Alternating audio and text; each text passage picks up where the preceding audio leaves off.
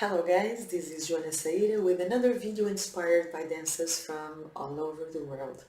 This one is about becoming more unique as a dancer. These are some tips that you can use to bring more uniqueness, more originality, more personal touch to your dance, to become more distinguishable, different, standing out as a dancer. And let me start by saying that the current trend of Egyptian dance in the world is totally against what I'm going to share with you. People are taught in this last decade to dance like their teachers, to copy their teachers, to emulate their gestures, their face expressions, the way they do things. And although this is the current trend, this is very far from the Egyptian dance that I love and know. The Egyptian dance are developed in many years of career in Egypt, and also the Egyptian dance that is an art form. Every art form comes from a personal place. Every art form comes from you being more of yourself instead of copying others. So before I dig into the tips for a more unique, more original dance, I'm going to read a little bit from my new book, Behind the Curtain. It's a text about uniqueness and making your dance more personal, and it goes like this. For me, Egyptian dance has always been a personal experience, not an exhibition of movements designed by my vanity or need for approval. I admire the artists who declare their art is not personal. That is something very professional, very hygienic, very clean of intimacy, very disconnected from life, very sterile, I add. It must be comfortable and trouble-free to separate the waters, never allowing personal pain to mingle with public expression, never allowing pleasure, pain, losses and victories to bloom from your dance steps. More than admiring these artists, I envy them. Those sensible folks with spotless skin, a plastic bag around their heart and a chronic smile. I also don't believe in them. If you are an artist, you create from life. Even if you don't want to, you have no choice in the matter. Imagination will take you away from yourself for a couple of seconds, only to bring you back to your core in a wink. Art is a boomerang, and so is imagination. It always returns where it came from.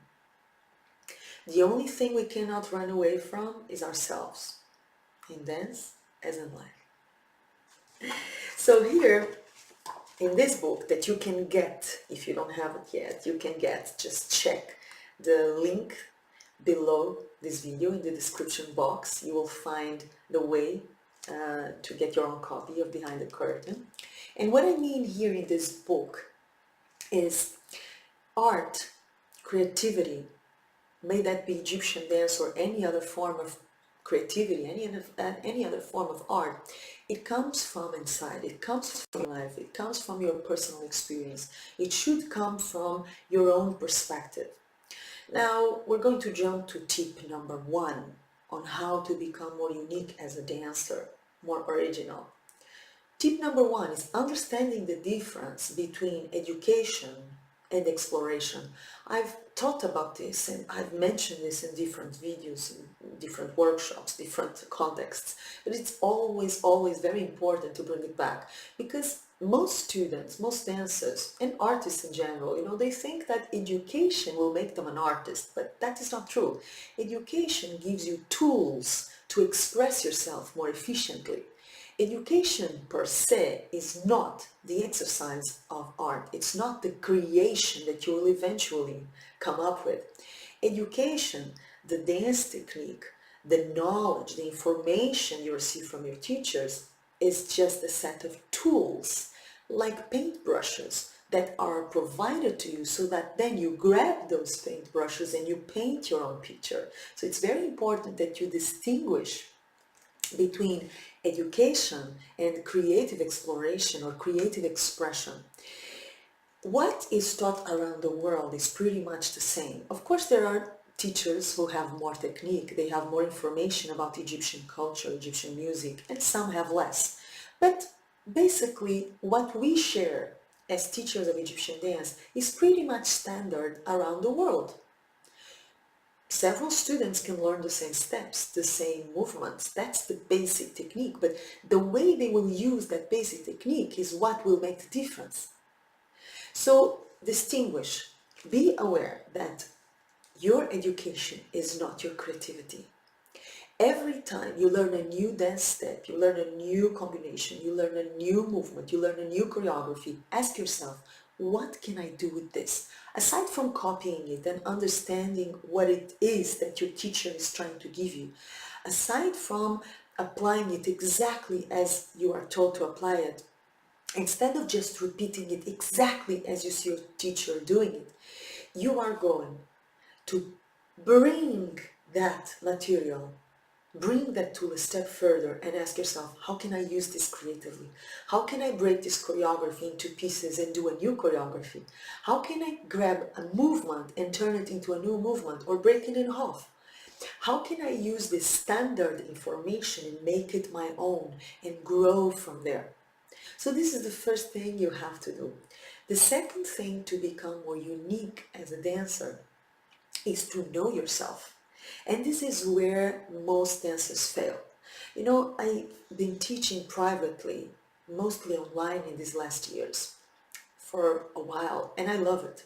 And one of the things that always comes, especially in these private classes, is the fact that dancers don't know themselves. They don't know their strengths and they don't know their weaknesses.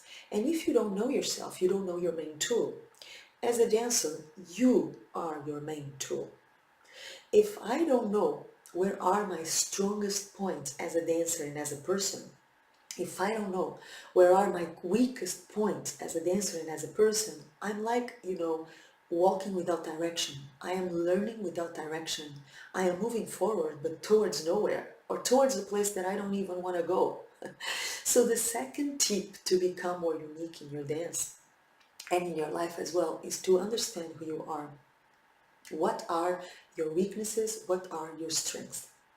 And improve on your weaknesses and empower your strengths and use your strengths, okay? Third tip, and last for this video, sorry. You have to become unapologetically loud.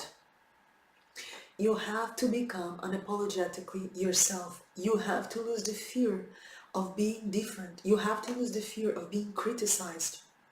Because if you keep copying what everybody else is doing, chances are nobody will criticize you, because what you're doing is you're repeating what everybody else is already presenting. And if you are repeating what your teachers are doing, of course the guarantee of, I wouldn't say success, but at least approval is very high, because if your teachers are professionals, they have tested these things. They know they're doing it right. In principle, we hope so. So what you do, or what we usually do, is we're so afraid of criticism, and we're so afraid of being wrong, and we're so afraid of being attacked and what others will think, that we stop ourselves from being our full selves. We become silent. We silence our voice. We silence our identity in exchange for approval, in exchange for being one more sheep in the group and not standing out and not attracting attention that may be positive or negative. So my tip number 3 to become more unique would be to lose the fear of criticism, to be more unapologetically yourself, to take responsibility for your creative choices. This is how I see this music. This is how I want to do this step. This is how I'm going to transform this choreography. This is how I'm going to execute a certain movement. It's my way. It's not better and not worse than anybody else, but it's my way. And I take full responsibility for it. If I have an audience and my audience likes it, great. If they don't like it, great. Because I am speaking and I am dancing and I am living my truth. Being unique in dance, as in life, is about moving and living from your truth, from your freedom, from your own mind, from your own heart, from your own senses, from your own perspective. You have to have a perspective on the subject at hand. If the subject at hand is a piece of music, then you have to create your own perspective, your own vision, your own interpretation of that music. That will make you stand out. Last but not the least, just one final note. Never aim for originality, never aim for uniqueness. That's not the goal. The goal is to be more yourself. The goal is to explore, to use education as a tool and then explore. The goal is never to be different. It's never to be special, because you are already different. You are already special.